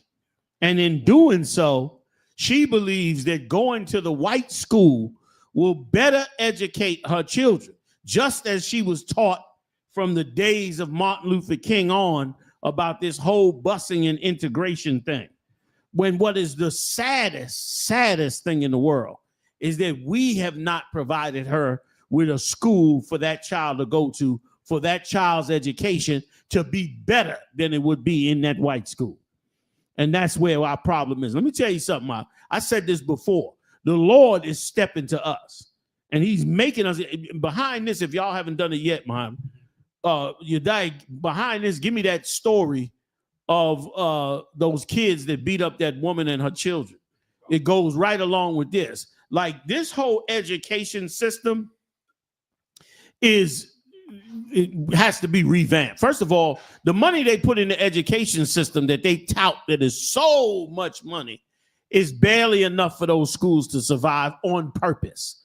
They'll never cut off the money totally. Why? Because they don't want you to go build your own. So they'll keep dribbling that money to you so that you stay in that state forever. They did it with the welfare. The welfare was a masterful. The welfare, they had to do that on a CIA computer because the welfare program was masterful. It was the perfect program to throw black men out the house, take over their families, and work their families into poverty and destroy generation after generation. It was masterful. And the same with the education system. I'm sure that sister said, I'm going to send my son to, whatever this elementary or whatever school is, because I really want him or her to get a better education. The problem is that better education school is filled with the people who hate your guts. They hate the sight of you. They hate your soul. And so now you in a rock and a hard place. You in the ghetto, and in the ghetto, you struggling to send your kid to a good school simply because there's no funding for that school. Why? It's a purposeful program like welfare was. So you say to yourself, I'm going to think better. I'm going to move my kid to a better school, a white school, a well-financed school. And then I go to that well-financed school and my child got to experience racism. All them people, we need to pull up one of them stories of some of the people who was part of that integration when they first started. Oh, yeah. Could you imagine the life they lived? Many of them will tell you they got the hell out of there. They never wanted to go. It was terrible. It was uncomfortable. You don't get better educated in an all-white school. You get brainwashed in an all-white school. Yeah. You learn how to be like another man instead of being like your own, which losing your soul is worse than anything. Losing your soul is worse than anything. You still got me on the mic too? My mic sounds like it went down. Did it? Oh, okay. No, it was good with the speaker, if you don't mind. Unless it's messing with y'all. Oh, okay. Yeah, it's okay. It's good. Yeah, there you go. It's too loud? So you wouldn't hear this. So I got you. Speaking when the story I got you. Okay, yeah, do your thing. Salaki on that. So, you know what I'm saying? So you trying to get the kid through, and then here they come with the racism in the school because in essence, they don't want you there. And brother, don't nothing destroy a kid better than living that kind of life, than living that kind of low self-esteem life. He got to struggle twice. And then he'll struggle, get through it in many cases, get a good job and all that. And he will hate himself and his people for the rest of his life. He's the one that's sitting up there in high seats, hating black people. He's the Van Joneses. They get $100 million from the so-called Jew and in private apologize for black people criticizing them for what they've done to them over hundreds of years. That's who you produce. Like them Van Joneses and them types, that's who you produce in those type of schools when you try to force the child. We should be doing better. We could build schools way better than the dribble that they hand over to us. You know what I'm saying? Marah was telling me, if I could bring him out, Marah, your grandpa. He'll do a TikTok video on it soon. A lot of you don't know that Officer Marah in here, his grandfather was a weapons inventor. He invented a tool to cut fabric by multiple layers. And the military took that tool, converted that tool, used his patent, and built military weapons, and it's still classified to this day. The stuff that he built. And he was right down there in Atlanta. So he invented all kinds of stuff and got rich off of it and all of that. You never hear nothing about it.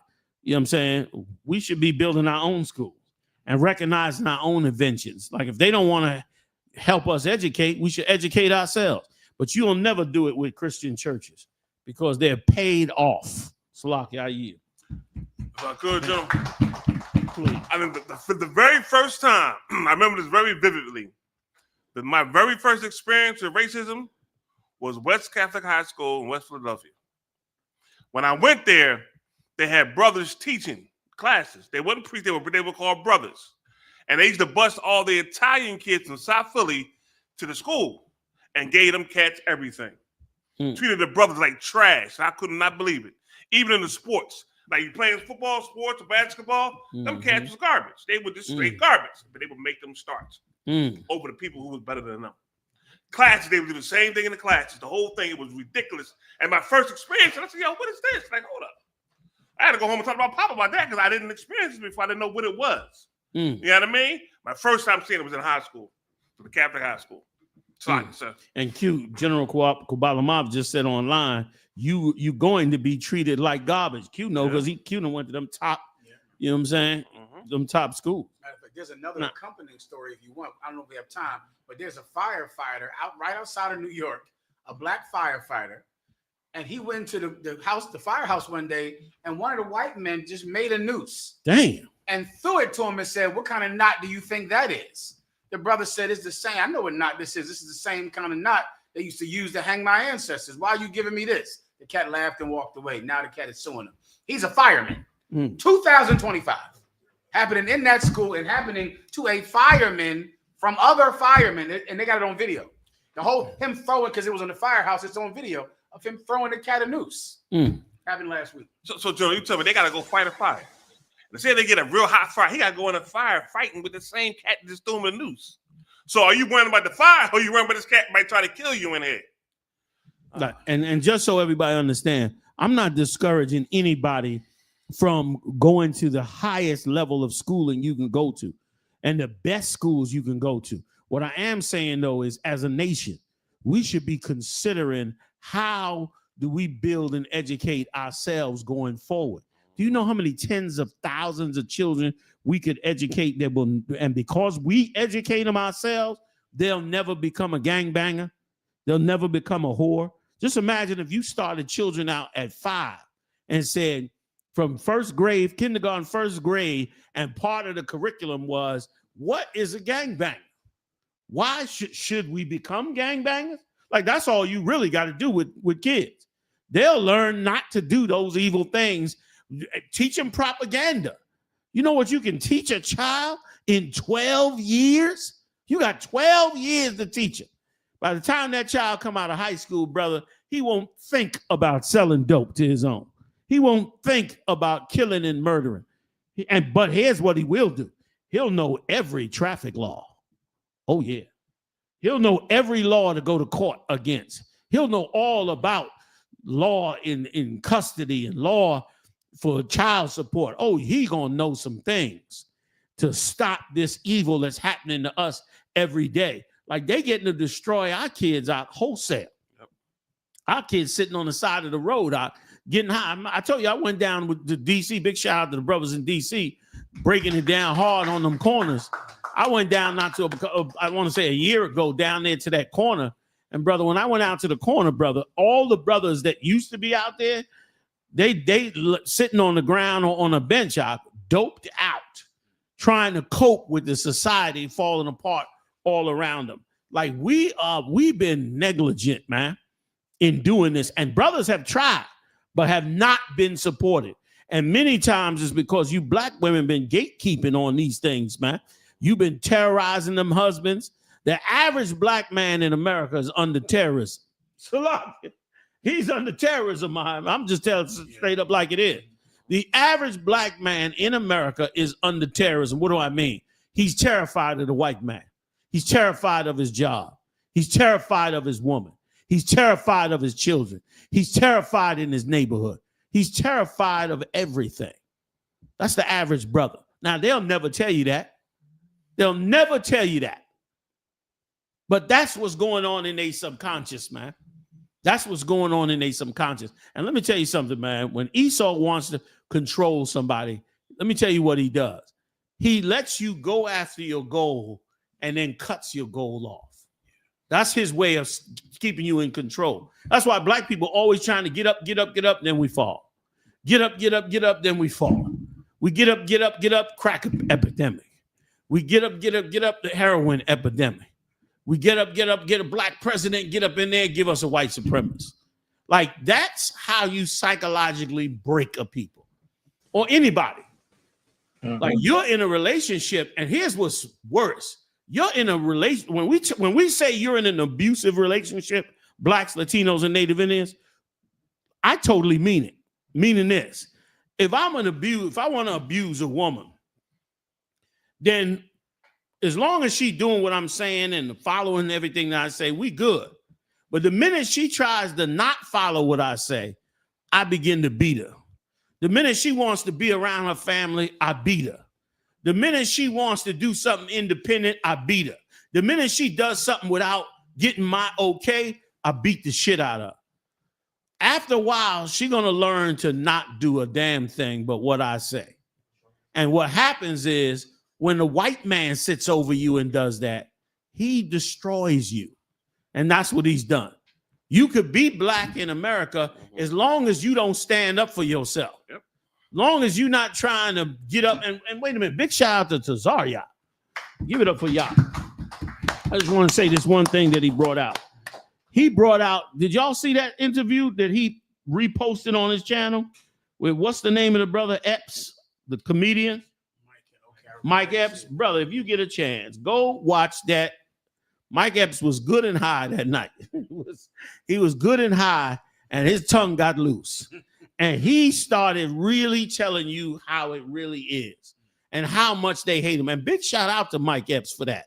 Big shout out for that strength he put out, man. You know what I'm saying? Because what he said in that tape, and let me tell you something, once again, it took damn near took a few drinks just to say those things, which again, y'all celebrities don't got to say. We'll say it for you.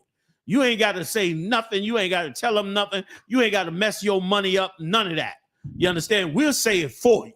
Just support us when the time comes. Support us. We'll do the talking. We'll say it. We'll say what nobody else wants to say. We'll say what'll get you your contract taken away. Okay? We'll say it for you. Because they ain't taking our contract away because we ain't got no contract with her. And they ain't going to never get no contract with her. So we ain't even sweating that. So just let us say it.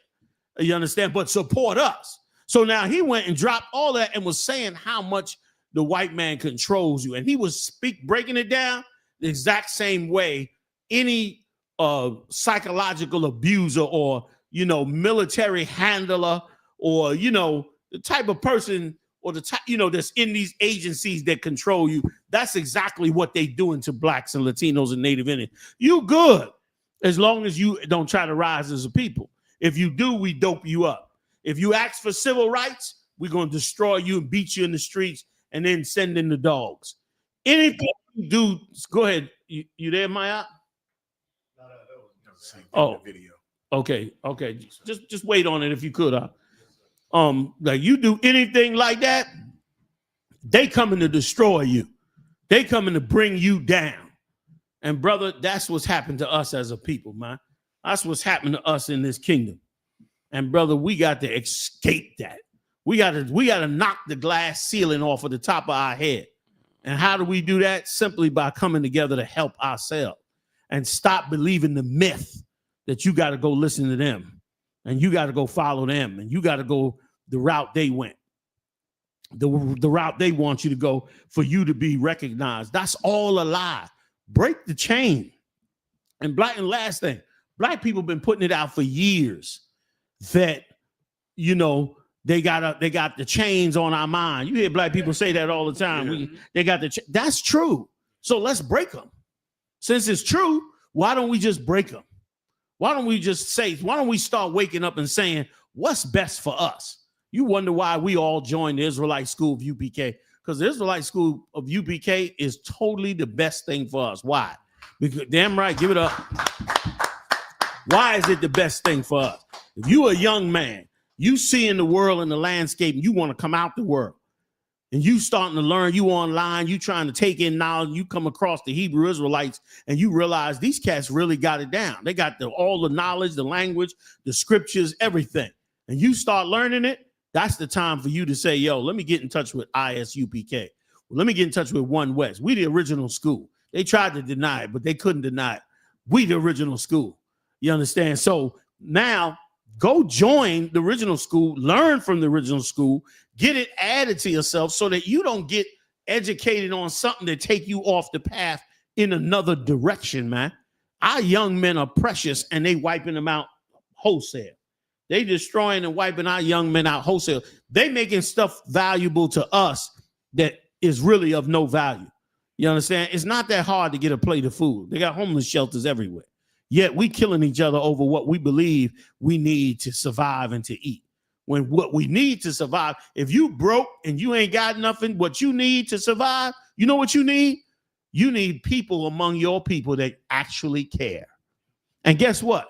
The only way you're going to have people among your people that actually care is if you go get educated on how to teach people how to care. That's how you get people to care. You understand? Then you don't be homeless no more. Somebody gives you something to eat. Somebody shows you how you can get a place to sleep. Somebody hires you to do a job. Why? Because they care. Why they care? Because you taught them how to care. But if nobody teaches them how to care, if nobody's willing to do that, then you're going to have nobody that looks out for you when you're down.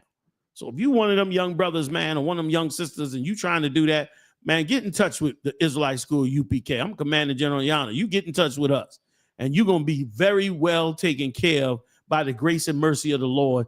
And guess what? You're going to come out of this world. Why can't we break them chains? When we going to start saying what's best for us?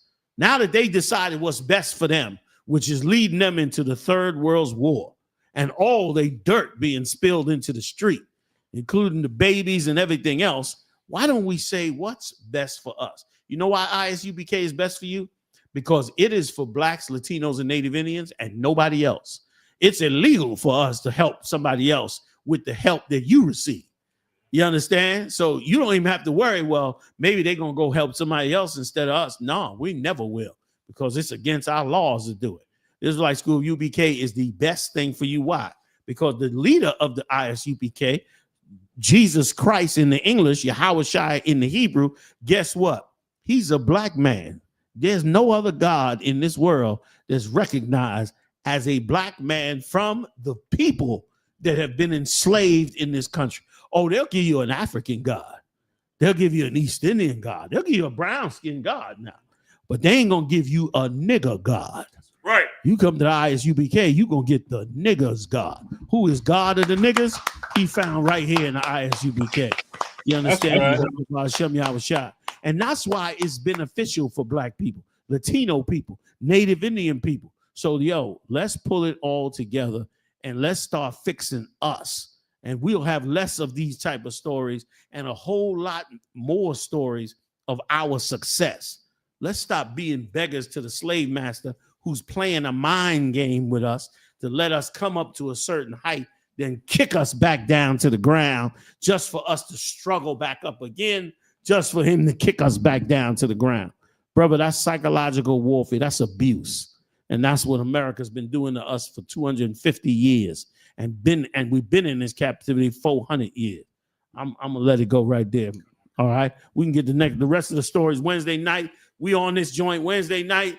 Saturday, I believe we kind of teetering on Saturday, but Monday and Wednesday we solid. 9 p.m. Look out for us. Hey, support us. Mariah, you got the recording for the tithes. We'll play that at the end. Play those tithes at the end. Support the truth. You know what I mean? Pay those tithes, y'all. Support the truth. Passover coming up. Yes, sir. Our biggest event of the year. Hebrew Israelites from all over the world will be coming together, man. Really shining and bringing forth this truth. And listen, for those of you out there, don't let Satan pull your spirit down.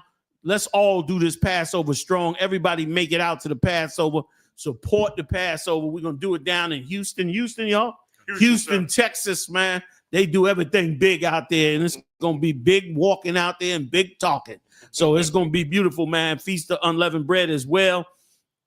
It'll be a nice event. I got the heavy hitters with me. General Muhammad in the building. You understand? Yeah, getting it in.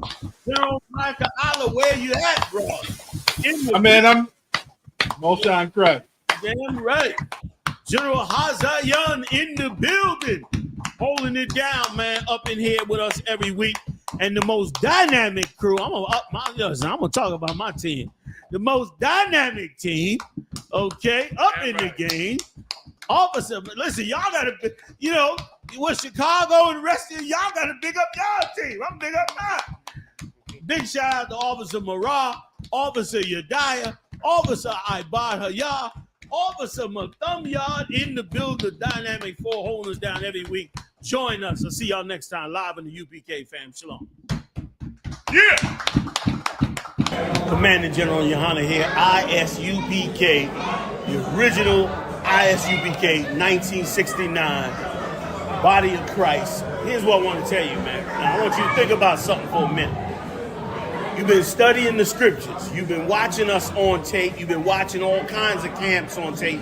And as you've been watching and studying, you realize that it's coming to the point where you got to put this into action. That you need to step out there on the street and handle that work. Now, here's what happens to a ton of brothers. A ton of brothers go out there without coming through the school and learning what they need to learn. And what happens is they run out there and then they run into problems that they don't know about. And they try to get them problems answered online and calling brothers and all that, and it creates a bunch of confusion. And in many cases, it eventually chokes the truth. It look like it ain't gonna choke it now because you feeling strong, your energy's up. Listen to me, man. Listen to me. You understand? I've been doing this 40 plus years. Okay? Ask anybody my name. It's gonna all be bad, which it's supposed to be. All right? Christ said when they speak all manner of evil against you, that's when you know you're doing this work. Do yourself a favor. Come to the I.S.U.P.K first. Learn from the original school first. Even if you think it's too militant or too this, too that, don't let anything block you from getting the pure knowledge first, straight from I.S.U.P.K. I'm saying this out of love because I'm seeing too many brothers fall. They're getting up under cats, they're getting what they click. Bring your clique here and let your clique handle I.S.U.P.K. Because here's the deal. If your clique ain't strong enough to handle I.S.U.P.K, why would you go out on the street and get swallowed up out there?